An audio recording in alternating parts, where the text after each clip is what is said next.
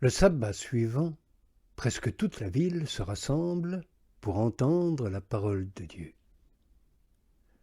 À la vue de ces foules, les Juifs sont remplis de jalousie. Ils répliquent par des blasphèmes à ce que dit Paul. Mais, pleins d'assurance, Paul et Barnabé disent « C'était à vous, d'abord, que devait être annoncée la parole de Dieu. Puisque vous la repoussez, et que vous-même ne vous jugez pas digne de l'éternelle vie, eh bien, nous nous tournons vers les nations. Car ainsi nous l'a commandé le Seigneur, je t'ai établi lumière des nations. » En entendant, ceux des nations, joyeux, glorifient la parole du Seigneur. Et tout cela croit qui était désigné pour la vie éternelle. Et la parole du Seigneur se répand à travers toute la contrée. Mais les Juifs montent la tête aux dames distinguées qui adoraient Dieu, ainsi qu'aux notables de la ville. Ils soulèvent une persécution contre Paul et Barnabé et les chassent de leur territoire. Ceux-ci secouent contre eux la poussière de leurs pieds et viennent à Iconium. Quant aux disciples, ils étaient remplis de joie et d'Esprit Saint. Or donc, à Iconium, ils entrent de même dans la synagogue des Juifs et parlent de telle sorte qu'une nombreuse multitude de Juifs et de Grecs embrassent la foi. Mais les Juifs restés incrédules soulèvent et indisposent contre les frères les âmes de ceux des nations.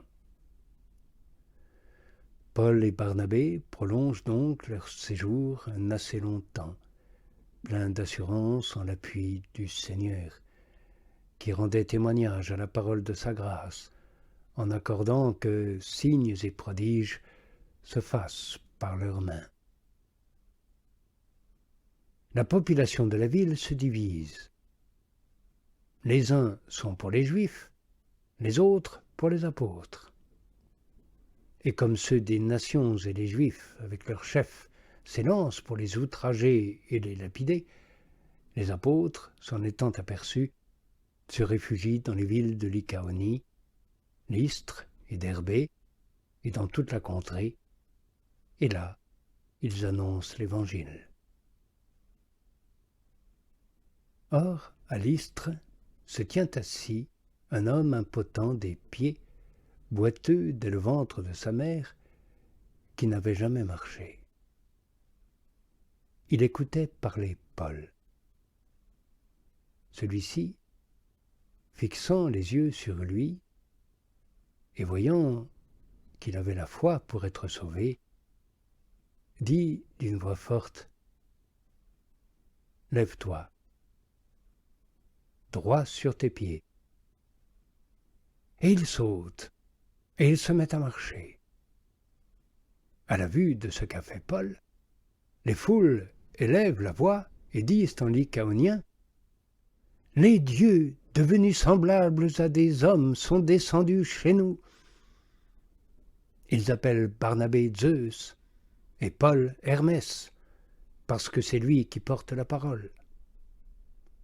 Le prêtre du Zeus de devant la ville, ayant amené devant les portes taureaux et guirlandes, veut, avec les foules, offrir un sacrifice.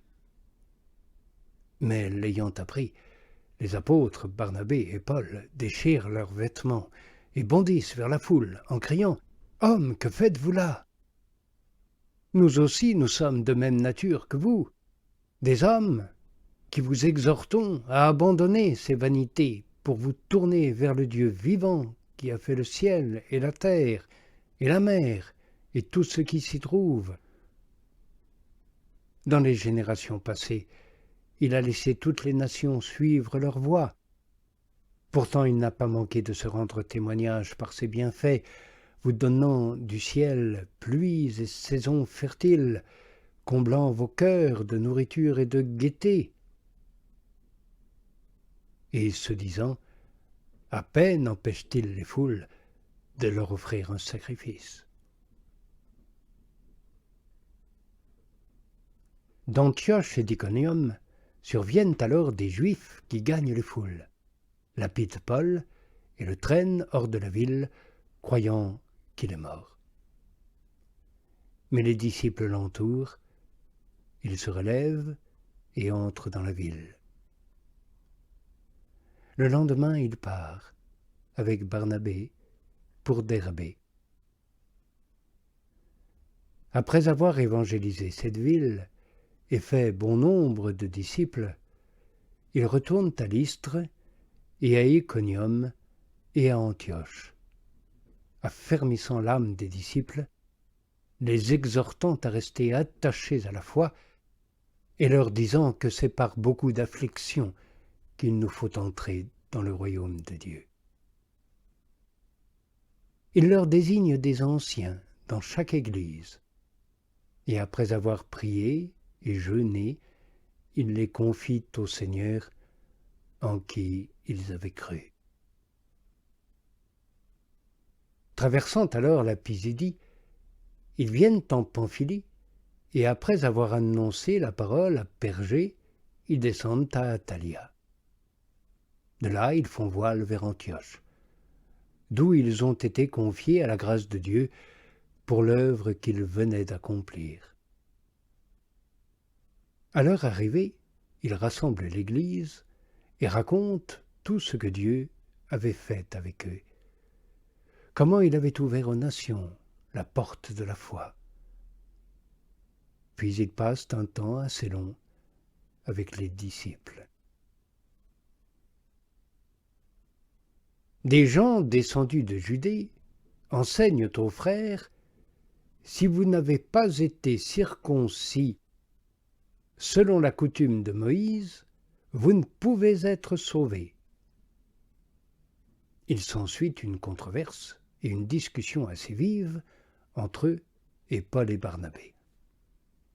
Et on décide que Paul, Barnabé et quelques autres des leurs monteraient à Jérusalem vers les apôtres et les anciens pour traiter de cette question. Et donc, après avoir été accompagnés par l'Église, traversent la Phénicie et la Samarie, racontant en détail la conversion des nations. Et ils causent une grande joie à tous les frères.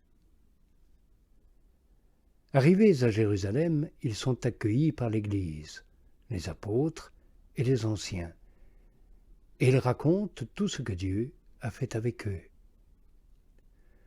Alors se lèvent quelques-uns de la secte des pharisiens qui avaient cru pour dire: il faut les circoncire et leur prescrire de garder la loi de Moïse.